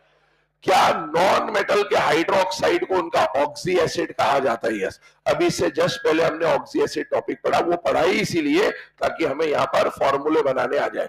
मुझे बताओ बोरॉन का +3 का हाइड्रोक्साइड बनाना है, बोरॉन का एक ही एसिड आपको पता होगा, बोरिक एसिड, क्या वो +3 में बनता है, यस। तो आप यहां पर बना दोगे बोरॉन का +3 का ऑक्सी एसिड, जिसको बोला जाता है बोरिक एसिड या लिखा जाता है H3BO3, और साथ में हाइड्रोजन और क्लोरीन मिलकर क्या बना देंगे, HCl। हम रिएक्शन बैलेंस नहीं कर रहे, कितने कितने मोल निकलेगा वो सब बैलेंसिंग के थ्रू होगा। एक और बात समझो, अगर बोरॉन का +3 वाला ऑक्सी एसिड बनाना है तो क्या बना दोगे, H3BO3। अगर कार्बन का +4 वाला ऑक्सी एसिड बना देना है तो कार्बोनिक एसिड, +4 हाईएस्ट स्टेट है, इक एसिड बनेगा, +3 इसका हाईएस्ट स्टेट है, इक एसिड बनेगा। अगर मैंने बोला फास्फोरस का +3 और मैंने बोला फास्फोरस का +5, फास्फोरस का +5 में इक बनेगा कि एस बनेगा, इक। +3 में एस। फॉर्मूले आपको याद होने चाहिए, इसका फॉर्मूला होता है H3PO4 और इसका फॉर्मूला होता है H3PO3। अगर मैंने बोला सल्फर का +4 और सल्फर का +6 वाला एसिड बनाना है तो +6 वाला एसिड क्या बनाओगे, H2SO4, +4 वाला क्या बनाओगे, H2SO3। अगर मैंने बोला हेलोजन का या क्लोरीन का +1 या +3 या +5 या +7 वाला बनाना है तो हाइपोहेलस, हेलस, हेलिक, परहेलिक। हाइपोहेलस के हिसाब से HOX, इसके हिसाब से HXO2, इसके हिसाब से HXO3 और इसके हिसाब से HXO4। ये प्रोडक्ट बनने चाहिए। सुनना ध्यान से, क्यों ये बोला, अगर मैं आपको बोलूं कि मैंने लिया PCl5 और इसका करा दिया हाइड्रोलाइसिस, तो बेटा फास्फोरस पे +5 है, Cl पे -1 है। वाटर को तोड़ दो, जब भी वाटर की रिएक्शन है पानी को तोड़ दो और केटायन एनायन के फॉर्म में एक्सचेंज करा दो। हालांकि जुगाड़ है बट काम चल जाता है, ठीक है ना। अब मुझे बताओ H+ इस पे अटैक करेगा और OH इस पे अटैक करेगा, माइनस वाला प्लस पे अटैक करने जाएगा। फास्फोरस के पास डब्बा खाली है या नहीं है, है, डी थर्ड पीरियड है, डी खाली पड़ा हुआ है ना, तो इसका मतलब है इसका हाइड्रोलाइसिस हो जाएगा। अब मुझे बताओ फास्फोरस पे जब OH अटैक करेगा तो फास्फोरस का +5 वाला क्या बनाना है, हाइड्रो ऑक्साइड। फास्फोरस मेटल है या नॉन मेटल है, नॉन मेटल। नॉन मेटल के हाइड्रोक्साइड को क्या बोलते हैं बेटा, ऑक्सी एसिड। अब जल्दबाजी में ऐसा मत कर देना कि आप फास्फोरस का +5 वाला हाइड्रोक्साइड बना के आ जाओ, ये गलत है। फास्फोरस का +5 वाला हाइड्रोक्साइड कहने का मतलब है फास्फोरस का +5 वाला ऑक्सी एसिड बनाना है, और फास्फोरस का +5 वाला जो ऑक्सी एसिड है उसका फॉर्मूला क्या होता है बेटा, H3PO4। तो प्रोडक्ट में ये नहीं बनाना है, प्रोडक्ट में ये बनाना है, वरना बच्चा क्या सोचता है कि +3 है, 3 OH चिपका दो, ये बन गया। +5 आता, 5 OH चिपका देते, ऐसा हो जाता। ये नहीं है, कहने का मतलब है जिस स्टेट का एलिमेंट यहां दिख रहा है उस स्टेट का हाइड्रोक्साइड बनाना है, उस स्टेट का हाइड्रोक्साइड। अगर ये एलिमेंट नॉन मेटल हुआ, जो कि मोस्टली आपको नॉन मेटल ही मिलेगा, तो नॉन मेटल के हाइड्रोक्साइड को अपन क्या बोलते हैं बेटा, ऑक्सी एसिड। और जिस स्टेट का एलिमेंट होगा उस स्टेट का ऑक्सी एसिड बनाना पड़ेगा। और उस स्टेट के ऑक्सी एसिड क्या क्या होते हैं ये ऑलरेडी हम लोग अभी स्टडी कर चुके हैं, ठीक है। तो आइए अब स्टार्ट करते हैं हाइड्रोलाइसिस के बारे में। स्टेटमेंट बोल रहा हूं, लिखिएगा। It is a type of Lewis acid Lewis base reaction. It is a type of Lewis acid Lewis base reaction. It is a type of Lewis acid Lewis base reaction. दूसरा point लिखें, in these reactions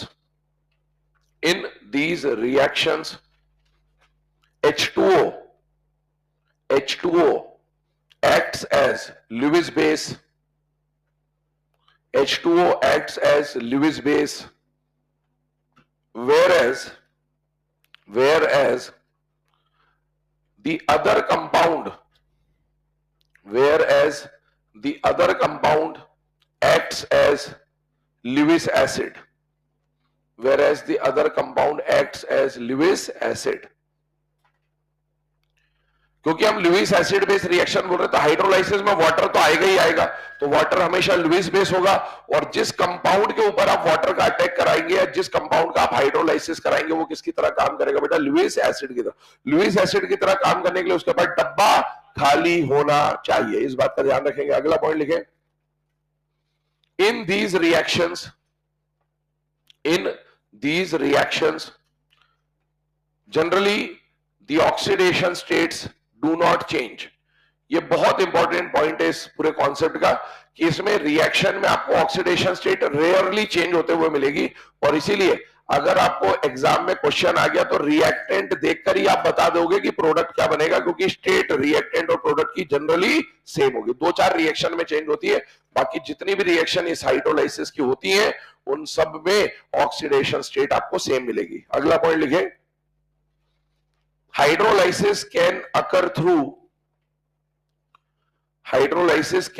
through various mechanisms. Hydrolysis can occur through various mechanisms like SN2, SN1, etc. Like SN2, SN1, etc. Hydrolysis के अलग अलग mechanism होते हैं, SN1, SN2, redox, push pull, है ना, ऐसे बहुत सारे मैकेनिज्म होते हैं। बट हम लोग इनमें से जो यूज कर रहे होंगे वो SN2 मैकेनिज्म होगा, तो आप चाहो तो SN2 पे टिक कर लेना, हमें उसके अकॉर्डिंगली सोचना है सब कुछ, है ना। अब आगे बढ़ते हैं। हाइड्रोलाइसिस में मैंने आपको एक कहानी बता दी कि हाइड्रोलाइसिस में क्या क्या हो रहा होगा। हाइड्रोलाइसिस का एक क्वेश्चन पूछा जा सकता है, वो क्या पूछता है कि जब आप किसी एलिमेंट का हाइड्रोलाइसिस करा रहे हो, ध्यान सुनना, तो इसका हाइब्रिडेशन फिलहाल में क्या है, sp2, लेकिन हाइड्रोलाइसिस का जो इंटरमीडिएट बनेगा उस समय पे इसकी जो ट्रांजिशन वाली जो स्टेट होगी वो क्या हो जाएगी, 1 से बढ़ जाएगी, और हाइब्रिडाइजेशन कितना हो जाएगा, sp3। ये मैं क्वेश्चन जब लिखाऊंगा तब बता दूंगा आपको, ठीक है। तो ये सब लिखने की जरूरत नहीं अपने को, इतना ज्यादा कुछ इसमें है नहीं। सीधे सीधे कुछ एक रिएक्शंस पे आते हैं जहां पर हम प्रोडक्ट बनाना सीख रहे होंगे, ध्यान सुनना। अब देखो ज्यादातर रिएक्शन आपको हाइड्रोलाइसिस में, एक बात और क्लियर कर लो दिमाग में, हाइड्रोलाइसिस में आप जो केसेस पढ़ रहे होंगे उसमें आपको हैलाइड का हाइड्रोलाइसिस पढ़ना है पहले, तो जैसे BCl3, BeCl2 इनका। इसके अलावा आपको ऑक्साइड्स का हाइड्रोलाइसिस पढ़ना। ऑक्साइड्स का हाइड्रोलाइसिस मतलब ऑक्साइड में क्या मिला दोगे, पानी। किसी भी ऑक्साइड में पानी मिलाने पर हाइड्रोक्साइड बन जाएगा बेसिकली, 10th क्लास। ये ऐसे, अब यहां पर हम ऑक्साइड बदल देंगे, कोई कोई ऑक्साइड ले आएंगे, किसी भी ऑक्साइड को पानी में मिलाने पर उसका क्या बन जाएगा, हाइड्रो ऑक्साइड। और इसके अलावा आपको कार्बाइड्स का हाइड्रोलाइसिस पढ़ना है। कार्बाइड की अलग अलग कैटेगरी होती है, मीथेनाइड, एसिटिलाइड और एलिलाइड, तो उनके हाइड्रोलाइसिस हमको पढ़ने। तो 3 तरह के हाइड्रोलाइसिस पढ़ने, जिनमें से पहला हम लोग क्या पढ़ रहे हैं बेटा, हैलाइड्स का हाइड्रोलाइसिस। सबका कॉन्सेप्ट एक ही है, उसी स्टेट पे प्रोडक्ट बनाने होते हैं। ध्यान से देखिएगा, पहले हम लोग ग्रुप 2 से स्टार्ट कर रहे हैं। याद करो, BeCl2 आयनिक है या कोवेलेंट है बेटा? कोवेलेंट। अलबेली के CBI कोवेलेंट। बेरिलियम पे कितना चार्ज है? +2। Cl पे कितना है? -1। एक बात बताओ, क्या बेरिलियम के पास डब्बा खाली है? बोलो, डब्बा खाली है कि नहीं है? सेंट्रल एटम जिसके ऊपर प्लस होगा ना, उसके बाद डब्बा खाली होना चाहिए, क्योंकि OH जो है वो उसी पर अटैक करेगा। और वाटर पूरा का पूरा लुईस बेस ना भी माने तो वाटर का जो OH है वो बेसिकली लुईस बेस है, क्योंकि उसी के पास क्या है? Lone pair. तो ध्यान सुनना, इसको तोड़ दिया और इसको भी तोड़ दो, H+ और OH-। मुझे बताइए, H+ किस पर अटैक करेगा? Cl पर। और OH किस पर अटैक करेगा? इसके ऊपर। OH जिस पर अटैक करने जा रहा है उसके पर डब्बा खाली होना चाहिए। मुझे बताओ, बेरिलियम का +2 का क्या बनाना है? Hydro oxide. बेरिलियम मेटल है कि नॉन मेटल है? अरे मेटल है। बेरिलियम कब से नॉन मेटल होने लग गया बे? S ब्लॉक का एलिमेंट है, अल्कलाइन अर्थ मेटल। तो बेरिलियम क्या है? मेटल है कि नॉन मेटल है? मेटल। और मेटल का हाइड्रोक्साइड को हाइड्रोक्साइड ही बोलते हैं, नॉन मेटल के हाइड्रोक्साइड को ऑक्सी एसिड बोलते हैं। तो बेरिलियम का अगर +2 का हाइड्रोक्साइड बनाना है तो बेरिलियम का +2 के हाइड्रोक्साइड का फॉर्मूला क्या होता है बेटा? BeOH2। और साथ में H+ जब Cl पे अटैक करेगा तो क्या बन जाएगा? HCl। HCl जो है वो व्हाइट फ्यूम्स प्रोवाइड करता है। ये आपके सॉल्ट में भी काम आएगा आपको। HCl क्या प्रोवाइड करता है बेटा? White fumes. ठीक है, व्हाइट फ्यूम्स कहने का मतलब, हॉरर मूवी देखिए, वो दरवाजे के नीचे धुआं धुआं धुआं धुआं, वो उस टाइप का व्हाइट फ्यूम्स बोलते हैं उसको। ठीक है, तो आप देखो, बेरिलियम रिएक्टेड में भी +2 है और प्रोडक्ट में भी +2 है। आगे बढ़ते हैं, ग्रुप 13 पे आते हैं। ध्यान से देखना, ग्रुप 13 में BCl3 और AlCl3 का हाइड्रोलाइसिस करा रहे हैं। दोनों क्लोराइड है बेटा। ध्यान से देखना, बोरॉन पे +3 है, Cl पे -1 है। वाटर को तोड़ दो दिमाग में, है ना? H+ और OH-। क्या बोरॉन के पास डब्बा खाली है? यस। OH किस पे अटैक करेगा? बोरॉन पे। बोरॉन पे जब OH अटैक करेगा तो बोरॉन का +3 का क्या बनेगा? Hydro oxide. +3। बोरॉन मेटल है या नॉन मेटल है? Non metal. नॉन मेटल का हाइड्रोक्साइड मतलब ऑक्सी एसिड। बोरॉन का +3 वाला ऑक्सी एसिड बनाना है, जिसका फॉर्मूला आपको पहले से पता होना चाहिए, boric acid, that is H3BO3। और H+ अटैक करेगा Cl पर और आपको क्या मिल जाएगा? HCl। HCl के कैसे फ्यूम्स मिलेंगे बेटा? White fumes. अगले केस पे आइए, AlCl3 +3 -1 वाटर। अब देखो एक बात, यहां पर वाटर हमने क्या लिखा है? एक्सेस।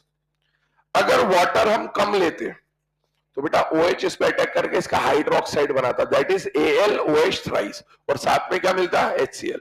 लेकिन वाटर एक्सेस है। जब वाटर एक्सेस में है ना, तो एक बात बताओ, क्या वाटर एक लिगेंड की तरह काम कर सकता है? यस। और एल्यूमिनियम कौन से पीरियड का एलिमेंट है? थर्ड पीरियड का maximum coordination number 6, chemical bonding. Third period का मैक्सिमम कोऑर्डिनेशन नंबर 6। तो वाटर एल्यूमिनियम के साथ मिलकर एक कॉम्प्लेक्स का फॉर्मेशन करता है और वो कॉम्प्लेक्स इस तरह से बनता है AlH2O6 और यहां पर आता है बेटा Cl3। आप देखो, ये जो कॉम्प्लेक्स बना है इसमें ये तो आपका कोऑर्डिनेशन स्फीयर हो गया और ये काउंटर आयन हो गया। इसको अगर मैं तोड़ दूं तो बेटा ये कुछ इस तरह से दिखेगा। इस पर आ जाएगा +3 और यहां आ जाएगा 3Cl-। एक बात बता रहा हूं, यहां पर ध्यान सुनना। आप पढ़ते हो HCl आयनिक है या कोवेलेंट है? कोवेलेंट।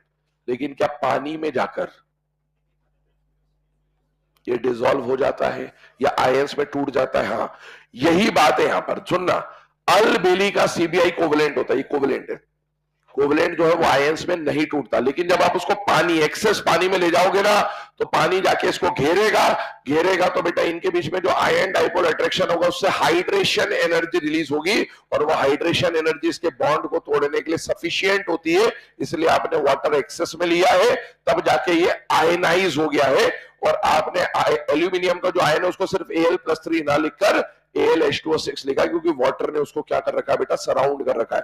इसके ऊपर क्वेश्चन रेगुलरली आते हैं, एनसीईआरटी पी ब्लॉक में दिया हुआ था, अभी जेई मेंस में भी पूछा ये क्वेश्चन। पूछता है इसका हाइब्रिडाइजेशन क्या है? कोऑर्डिनेशन नंबर कितना है? 6। कोऑर्डिनेशन नंबर 6 के दो हाइब्रिडाइजेशन होते हैं, sp3d2 या फिर d2sp3। इसका हाइब्रिडाइजेशन क्या होगा? sp3d2, क्योंकि इसमें d2sp3 हो नहीं सकता, क्योंकि d2sp3 होने के लिए d अंदर वाला चाहिए। एल्यूमिनियम कौन से पीरियड का है? थर्ड से अंदर वाला मतलब सेकंड, सेकंड में तो डी होता ही नहीं है, तो इसलिए इसका हाइब्रिडाइजेशन sp3d2 है और sp3d2 की ज्योमेट्री क्या हो जाएगी बेटा, ऑक्टाहेड्रल। अगले केस पे आइए, CCl4 पे चलते हैं बेटा। एक बात बताओ, यहां पर कार्बन पे +4 है और Cl पे -1 है, वाटर को तोड़ दो, वाटर अटैक करने गया किसके ऊपर, OH किस पे अटैक करेगा, कार्बन पे। कार्बन के पास डब्बा खाली नहीं है, हमें SN2 से कराना है, SN2 के लिए डब्बा खाली होना चाहिए, तो कार्बन पे प्लस तो है, OH अटैक करने भी जाएगा लेकिन उसके पास डब्बा ही खाली नहीं है, इसीलिए हम ये बोलेंगे कि CCl4 का हाइड्रोलाइसिस नहीं होता है। हम कौन से मैकेनिज्म की बात कर रहे हैं, SN2। अगर आप SN1 से इसका हाइड्रोलाइसिस कराते हो तो फॉस्फेट बनता है COCl2, लेकिन आपको एक ही बात ध्यान रखनी कि CCl4 का हाइड्रोलाइसिस नहीं होगा। अगले केस पे आते हैं, इधर देखिएगा ग्रुप 15, दो रिएक्शन वेरी इंपॉर्टेंट। पहला वाला जो रिएक्शन दिख रहा है ना बेटा आपको, ये पूरे हाइड्रोलाइसिस का सबसे अलग रिएक्शन है, ध्यान से सुनना। NCl3 पे जब आप अटैक कराने जाएंगे तो पहले तो चार्ज पता लगाओ, नकल का EN लगभग बराबर होता है, और नकल का EN लगभग बराबर है तो एक बात बताओ, किसके ऊपर प्लस और किसके ऊपर माइनस माने ये प्रॉब्लम हो जाती है। अदरवाइज अभी तक क्या था, सेंट्रल पे प्लस था, जिस पे प्लस था हम उस पे OH का अटैक करा दे रहे थे, आगे भी हो जाएगा क्योंकि इस पर प्लस है इस पर माइनस है, क्लियरली दिखेगा, इस पर प्लस है इस पे माइनस है, क्लियरली दिखेगा, हर जगह सेंट्रल एटम पे प्लस आ रहा होगा। लेकिन नकल वाले में क्योंकि दोनों की EN लगभग सेम होती है, इसीलिए प्लस और माइनस को लगाना थोड़ा सा मुश्किल होता है। अब ध्यान से सुनना, पहले अपन इन दो को सॉल्व करते हैं फिर नकल पे आता हूं। मुझे बताओ, इस पे अगर वाटर अटैक कराने जाओगे तो क्या फास्फोरस के पास डब्बा खाली है, OH जाके इस पे अटैक करेगा, OH जाके अटैक करेगा, तो फास्फोरस का +3 वाला हाइड्रो ऑक्साइड बनवाना है। फास्फोरस मेटल है या नॉन मेटल है, नॉन मेटल, और नॉन मेटल के हाइड्रो ऑक्साइड को अपन क्या बोलते हैं, ऑक्सी एसिड, और फास्फोरस का +3 वाला जो ऑक्सी एसिड बनता है वो H3PO3 बनता है, और साथ में क्या मिल जाएगा, HCl का व्हाइट फ्यूम्स। सुनना, अगले आइए, SF6 पे वाटर का अटैक कराने जा रहे हो, इसके अंदर भी no hydrolysis, no hydrolysis. Reason की अगर हम लोग बात करें, और इसमें भी CCl4 में भी रीजन चाहो तो लिख लेना, CCl4 में रीजन क्या था, due to absence of vacant orbital. AR में कभी आ जाए तो इसलिए पता होना चाहिए, CCl4 में लिख लेना पहले तो, due to absence of vacant orbital.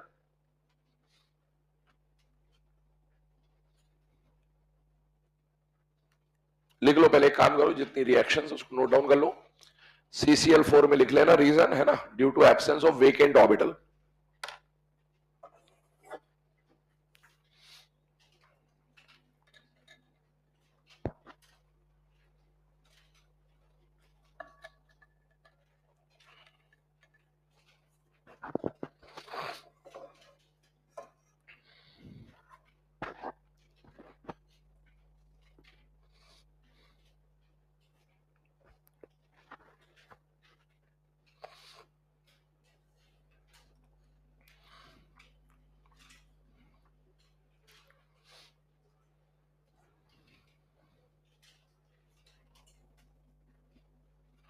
ठीक है, जो हाइड्रोलाइसिस वगैरह अपन पढ़ रहे हैं, मैं फिर से बोल रहा हूं, ये अपन इसलिए पढ़ रहे हैं to be on the safer side, है ना। सिलेबस में अभी इनका कोई मेंशन नहीं है, लेकिन फिर भी रेडॉक्स से मिलता जुलता अगर क्वेश्चन बनाए तो इन पे हो सकता है बना ले, इसलिए अपन इस चीज को पढ़ ले रहे हैं। ऑक्सी एसिड अच्छे से पढ़ के जाना, क्योंकि वो तो स्ट्रक्चर के क्वेश्चन है, तो वो तो हाइब्रिडाइजेशन या केमिकल बॉन्डिंग से रिलेट करके पूछ लेगा।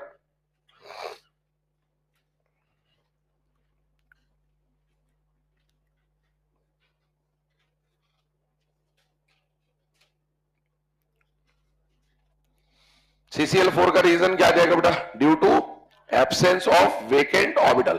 चलिए अब आगे बढ़ते हैं। ग्रुप 16 में मैंने बोला आपको, यहां पर जो रीजन आएगा वो रीजन पे बात करते हैं पहले, फिर आते हैं उसमें NCl3 पे, ठीक है ना। ध्यान सुना बेटा, एक बात बताओ, हम लोग कौन से मैकेनिज्म की बात कर रहे हैं, SN2। SN2 के लिए पहले अटैक होना जरूरी है। एक बात बताओ, सल्फर कौन से पीरियड का एलिमेंट है, थर्ड। थर्ड का मैक्सिमम कोऑर्डिनेशन नंबर 6। क्या सल्फर का maximum coordination number already satisfied है बेटा, यस। जब सल्फर का कोऑर्डिनेशन नंबर ऑलरेडी सेटिस्फाइड है तो वाटर को अटैक करने की जगह ही नहीं मिलेगी, क्योंकि वाटर जुड़ते ही उसका कोऑर्डिनेशन नंबर 7 हो जाएगा, जो कि पॉसिबल नहीं है, और इसीलिए वाटर यहां पर अटैक नहीं कर पाता और इसीलिए इसका हाइड्रोलाइसिस नहीं होता। इसको बोलने का जो तरीका होता है वो क्या होता है कि सल्फर जो है ना, it is surrounded by 6 fluorine atoms in a spherically symmetrical way, है ना। मतलब ये जो 6 फ्लोरीन है ना, इसने इसको सराउंड कर रखा है और कुछ इस तरह से सराउंड कर रखा है कि एक सिमेट्री बना रखी है। याद करो इसका जो ज्योमेट्री बनता है वो स्क्वायर बाय पिरामिडल बनता था कुछ इस तरह से, ये स्क्वायर बाय पिरामिड, ठीक है ना। तो एक्चुअल में 6 फ्लोरीन ने सल्फर को कुछ इतनी बेहतरीन तरीके से घेर रखा है कि इसके आसपास स्टेरिक हिंड्रेंस टाइप की कंडीशन आती है। तो जब वाटर इसके ऊपर अटैक करने आता है तो वाटर को कहीं पर भी जगह ही नहीं मिलती अटैक करने की, और जब तक वाटर का अटैक नहीं होगा तब तक हाइड्रोलाइसिस पॉसिबल नहीं होता। तो रीजन बोल दे रहा हूं, लिख लेना। इन SF6 sulfur is in SF6 sulfur is surrounded by 6 fluorine atoms. Sulfur is surrounded by 6 fluorine atoms in a spherically symmetrical manner. In a spherically symmetrical manner. In a spherically symmetrical manner, है ना। Spherically भी बोल देते हैं और इसको कई बार sterically भी बोलते हैं। स्टेरिकली मतलब स्टेरिक हिंड्रेंस के फॉर्म में, ठीक है ना। Due to which attack of H2O is not possible. Due to which attack of H2O is not possible.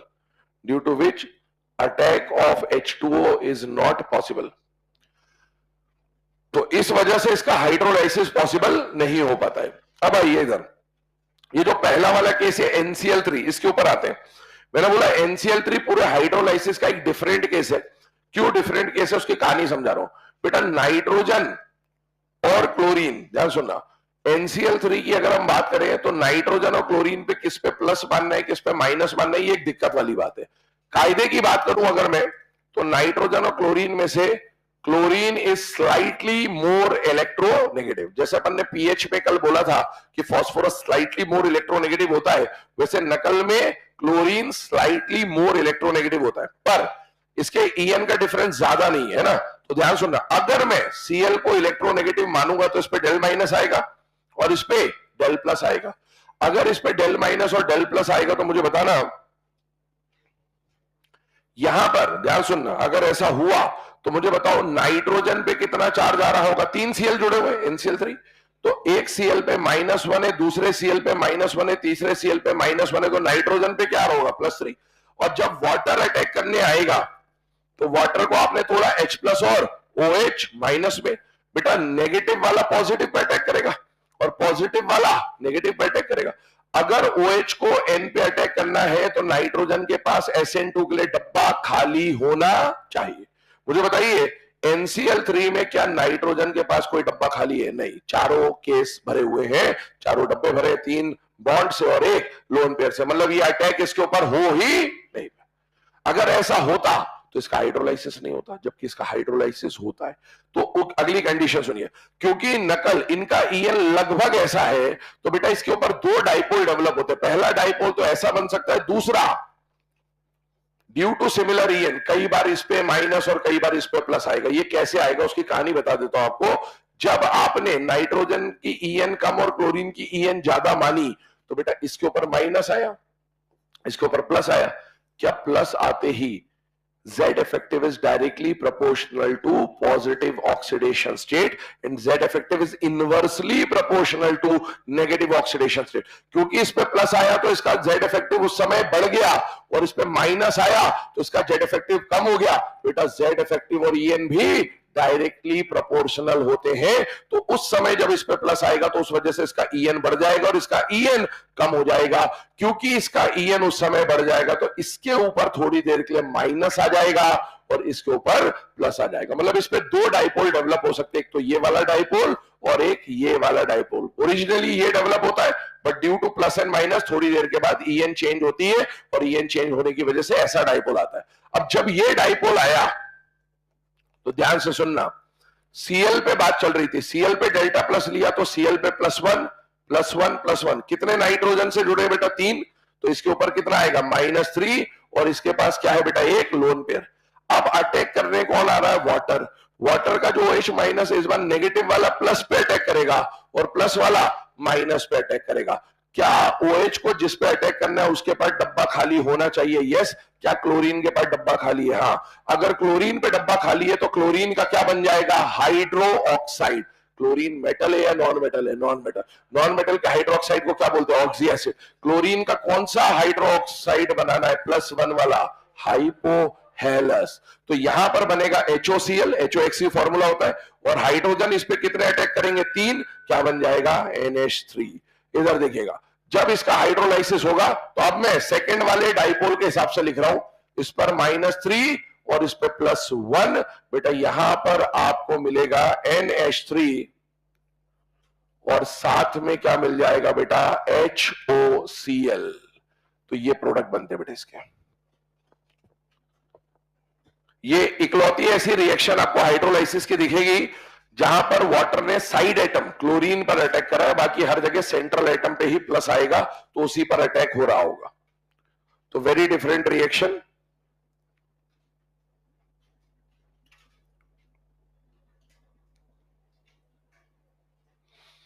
ये वाला पॉइंट अच्छे से नोट कर लेना, मैंने अभी भी बोला था ना जेईई मेंस में अभी भी आया हुआ है, पहले भी नीट में पूछा हुआ क्वेश्चन है, वेरी इंपॉर्टेंट।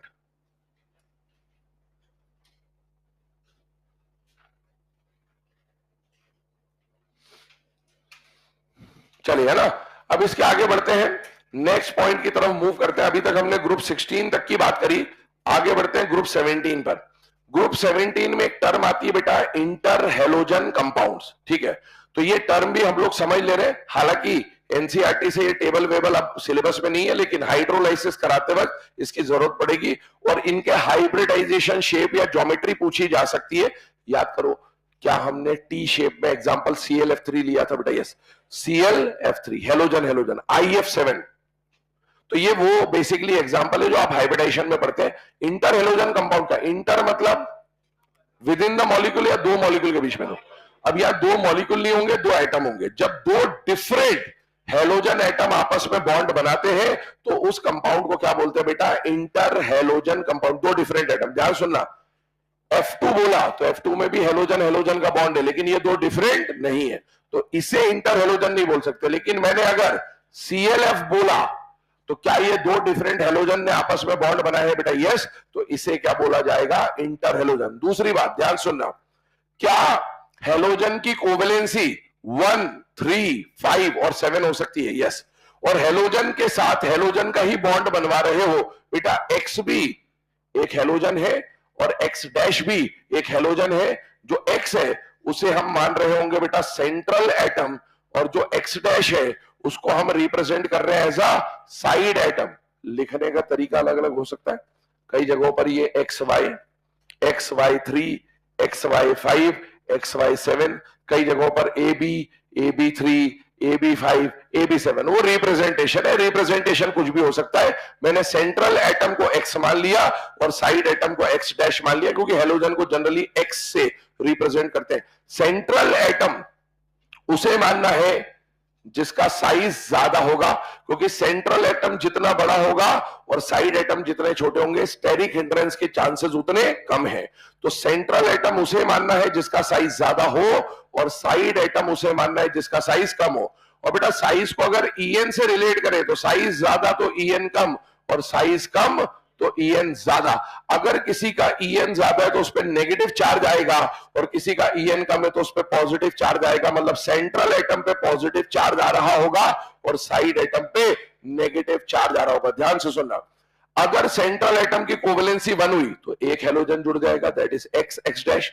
सेंट्रल एटम की कोवेलेंसी 3 हुई तो 3 साइड एटम हेलोजन के जुड़ जाएंगे, तो X X dash 3। Central atom की कोवेलेंसी 5 हुई तो X X डैश 5, और सेंट्रल एटम की कोवेलेंसी 7 हुई तो X X डैश 7। मुझे बताइए साइड एटम का En क्या है, ज्यादा, तो बेटा इसके ऊपर आएगा माइनस और इसके ऊपर आएगा प्लस, तो सेंट्रल एटम पे यहां +1, तीनों पे माइनस माइनस माइनस, तो सेंट्रल पे +3, सेंट्रल पे +5 और सेंट्रल पे +7 आ रहा होगा, जितनी कोवेलेंसी है बेसिकली उतना चार्ज आ रहा होगा। अब इसके डेफिनेशन बोल देता हूं, लिखिएगा। when two different halogen atoms combine with each other, when two different halogen atoms combine with each other to form a compound, then it is known as IHC, that is interhalogen compound. Then it is known as interhalogen compound. चलिए ना, अब यहां पर ध्यान दीजिएगा 2 minute के। इससे x को क्या मानना है, x डैश को क्या मानना है वो बताया, लेकिन इसके एग्जाम्पल बहुत ध्यान सुनना। ये टेबल एनसीईआरटी में दिया हुआ है। इसके अंदर एक क्वेश्चन आपसे पूछा जा सकता है कि कौन सा कंपाउंड नेचर में एग्जिस्ट करता है और कौन सा कंपाउंड नेचर में एग्जिस्ट नहीं करता है। तो हम इसको उस रिस्पेक्ट में समझ रहे हैं। ध्यान सुना बेटा, मैंने क्या बोला, x और x डैश में x उसे मानना है जिसका साइज क्या हो, ज्यादा, और x डैश का साइज क्या होना चाहिए, कम। तो सेंट्रल एटम किसको मानना है, जो बड़ा हो। अब सुनना कितने कंपाउंड बन सकते हैं। सबसे बड़ा हेलोजन, 4 हेलोजन है, फ्लोरीन, क्लोरीन, ब्रोमीन, आयोडीन। सुनना ध्यान से, फ्लोरीन, क्लोरीन, ब्रोमीन और आयोडीन। बताओ इसमें सबसे बड़ा क्या आयोडीन है कि नहीं है। तो मैंने सेंट्रल एटम यदि आयोडीन लिया तो साइड एटम कौन आ सकता है, जो आयोडीन से छोटे हो। तो आयोडीन से छोटा कौन है, फ्लोरीन भी है, एक बार आयोडीन से छोटा क्लोरीन भी, और एक बार आयोडीन से छोटा ब्रोमीन भी है। ये तीनों इसके फॉर्म आ सकते हैं। इसके अलावा आयोडीन की सारी पॉसिबिलिटी देख ली, तो आयोडीन के बाद अब सेंट्रल एटम किसको मान लू, ब्रोमीन को। पर ब्रोमीन अगर सेंट्रल एटम है तो साइड एटम ब्रोमीन से भी छोटा होना चाहिए। मुझे बताइए ब्रोमीन से छोटा या तो फ्लोरीन है या ब्रोमीन से छोटा क्लोरीन है। ब्रोमीन की भी कहानी खत्म। अब सेंट्रल एटम अगर क्लोरीन माना तो उसका साइड एटम कौन आएगा, फ्लोरीन। एक्स एक्स डैश के ये 6 ही इंटर हेलोजन कंपाउंड बन सकते हैं। इनमें स्टेरिक हिंड्रेंस का कोई प्रॉब्लम नहीं है। एक ही सेंट्रल एटम है, एक ही साइड एटम है। लेकिन एक बात बताओ, जैसे जैसे साइड एटम 3, 5, 7 होंगे, क्या स्टेरिक हिंड्रेंस बढ़ने लगेगा बेटा, यस। तो आगे प्रॉब्लम आएगी एग्जिस्टेंस नॉन एग्जिस्टेंस की। ध्यान से सुनना, अभी मैंने जो इनका एक्स एक्स डैश 1 वाला कंपाउंड बनाया, इन्हीं में 3-3 कर देता हूं तो ये बन जाएगा बेसिकली। देखना ध्यान से, इसको बना देता हूं IF3, इसको बना देता हूं ICl3, इसको बना देता हूं IBr3, इसको बना देता हूं बेटा BrF3, इसको बना देता हूं BrF3, इसको बना देता हूं बेटा BrCl3, और इसको बना देता हूं बेटा ClF3। अब सुनिएगा, ये जो 6 कंपाउंड अभी आपके सामने लिखे हैं, इनमें से मैं अगर बोलूं कि कोई 2 कंपाउंड एग्जिस्ट नहीं करते हैं, सोचिए किसमें आपको दिख रहा है कि बहुत भयंकर स्टेरिक हिंड्रेंस होगा। एक तो IBr3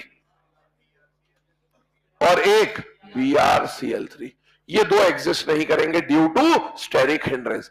अब आते हैं इनके 5 वाले वेरिएंट पे। सुनना, 5 वाला वेरिएंट तभी बन सकता है जब X डैश फ्लोरीन होगा, फिक्स है। जब, क्योंकि सबसे छोटा साइड एटम होगा तो स्टेरिक हिंड्रेंस नहीं करेगा। तो मुझे बताओ, एक बार आयोडीन के साथ 5 फ्लोरीन, एक बार ब्रोमीन के साथ 5 फ्लोरीन, और एक बार क्लोरीन के साथ 5 फ्लोरीन, ये तभी बन पाएगा जब साइड एटम कौन होगा, फ्लोरीन। और लास्ट वाला तभी बन सकता है जब सेंट्रल एटम सबसे बड़ा हो और साइड एटम सबसे छोटा हो। मतलब ये टोटल 14 इंटर हेलोजन कंपाउंड है जो एग्जिस्ट करते हैं। इनके अलावा अगर कोई और इंटर हेलोजन कंपाउंड आता है तो आप बोलोगे वो इंटर हेलोजन कंपाउंड एग्जिस्ट नहीं करेगा।